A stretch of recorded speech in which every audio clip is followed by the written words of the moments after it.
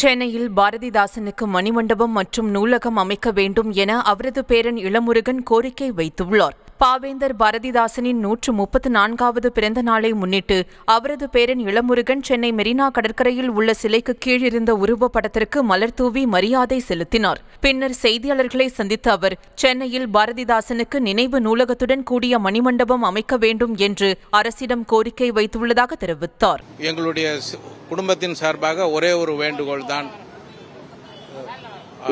நினைவு நூலகம் அத்துடன் மணிமண்டபம் சேர்த்து சென்னையில் அமைக்க வேண்டும். பாவேந்தருடைய நினைவு நூலகம் புதுவையில் அமைந்துள்ளது, சென்னையில் அதுபோன்று இல்லை, சிலை மட்டும்தான் உள்ளது.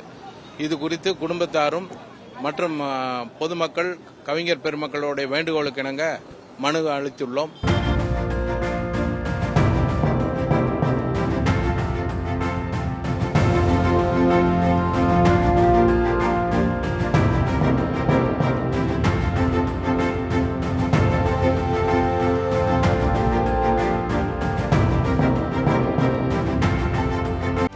செய்திகளை உடனுக்குடனும் துல்லியமாகவும் தெரிந்து கொள்ள சப்ஸ்கிரைப் பண்ணுங்க.